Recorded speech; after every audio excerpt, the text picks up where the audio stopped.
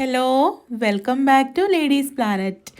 ഇന്ന് നമ്മൾ ചെയ്യുന്നത് ഗ്രീൻ പീസ് വെച്ച് വളരെ ടേസ്റ്റി ആയിട്ട് ചെയ്തെടുക്കാൻ പറ്റുന്ന ഒരു ഈവനിങ് സ്നാക്കാണ് കേട്ടോ. നിങ്ങൾ ഇതുവരെ ഗ്രീൻ പീസ് വെച്ച് സ്നാക്സ് ഒന്നും ഉണ്ടാക്കി നോക്കിയിട്ടില്ലെങ്കിൽ തീർച്ചയായിട്ടും ഇത് ട്രൈ ചെയ്ത് നോക്കണം. നല്ല ടേസ്റ്റാണ്, നിങ്ങൾക്ക് തീർച്ചയായിട്ടും ഇഷ്ടമാവും. നമുക്ക് എങ്ങനെയാണ് ഇത് ഉണ്ടാക്കുന്നത് എന്നുള്ളത് നോക്കാം. വീഡിയോയിലേക്ക് പോകുന്നതിൻ്റെ മുൻപായിട്ട് താഴെ കാണുന്ന ലൈക്ക് ബട്ടൺ ഒന്ന് ക്ലിക്ക് ചെയ്യാൻ മറക്കരുത്. ചാനൽ സബ്സ്ക്രൈബ് ചെയ്യാതെ വീഡിയോ കാണുന്നവർ ഇപ്പോൾ തന്നെ ഒന്ന് സബ്സ്ക്രൈബ് ചെയ്ത് സപ്പോർട്ട് ചെയ്യുക. അപ്പോൾ ഈ ഒരു സ്നാക്കിലേക്ക് ഞാനിവിടെ 2 കപ്പ് ഗ്രീൻ പീസാണ് കേട്ടോ എടുത്തിട്ടുള്ളത്. 8 മണിക്കൂർ നേരം കുതിർത്തെടുത്ത് കഴുകിയെടുത്ത ശേഷം ഗ്രീൻ പീസ് ഒന്ന് ചതച്ചെടുത്ത് ഒരു ബൗളിലേക്ക് മാറ്റിയിട്ടുണ്ട്.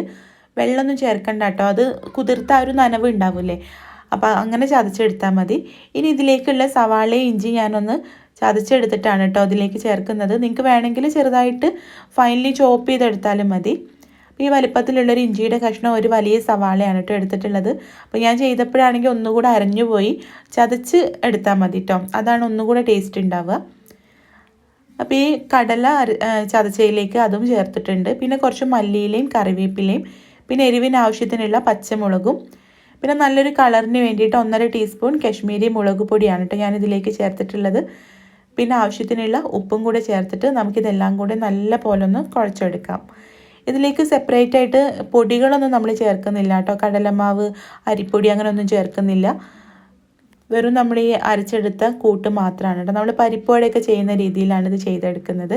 അപ്പോൾ നിങ്ങൾക്കിത് ഫ്രൈ ചെയ്യുന്ന സമയത്ത് പൊട്ടിപ്പോകുമെന്നുള്ള പേടി ഉണ്ടെങ്കിൽ കുറച്ച് കടലമാവ് ചേർത്ത് കൊടുക്കാം കേട്ടോ. അപ്പോൾ നമ്മൾ പരിപ്പോടെയൊക്കെ ചെയ്യുന്ന രീതിയിൽ ഇതുപോലെ തിന്നായിട്ടാണിത് പരത്തിയെടുത്തിട്ടുള്ളത്. ഇത് നല്ല ചൂടുള്ള എണ്ണയിലിട്ടിട്ട് നമുക്കിത് ഫ്രൈ ചെയ്തെടുക്കാം. എണ്ണ ചൂടില്ലെങ്കിൽ ഇത് പൊട്ടിപ്പോകാനുള്ള ചാൻസ് ഉണ്ട് കേട്ടോ. അപ്പോൾ അതുകൊണ്ട് നല്ല ചൂടുള്ള എണ്ണയിലേക്ക് ഇട്ട് കൊടുക്കണം. കാരണം നമ്മളിതിലേക്ക് സെപ്പറേറ്റ് ആയിട്ട് പൊടികളൊന്നും ചേർത്തിട്ടില്ല. നല്ല ചൂടുള്ള എണ്ണയിലേക്ക് ഇട്ടിട്ട് 1 മിനിറ്റ് ഇളക്കാതെ തന്നെ വെക്കുക. എന്നിട്ട് തിരിച്ചും മറിച്ചിട്ട് നമുക്ക് ചെറിയ തീയിൽ വെച്ചിട്ട് ഫ്രൈ ചെയ്തെടുക്കാം. നല്ല ടേസ്റ്റി ആയിട്ടുള്ളൊരു സ്നാക്കാണ് കേട്ടോ. നമ്മൾ ഏകദേശം നമ്മുടെ പരിപ്പുവടയുടെയൊക്കെ ഒരു ടേസ്റ്റ് തന്നെയാണ്. നിങ്ങൾ ഇതുവരെ ഈ ഒരു സ്നാക്ക് ട്രൈ ചെയ്തിട്ടില്ലെങ്കിൽ ട്രൈ ചെയ്ത് നോക്കുക.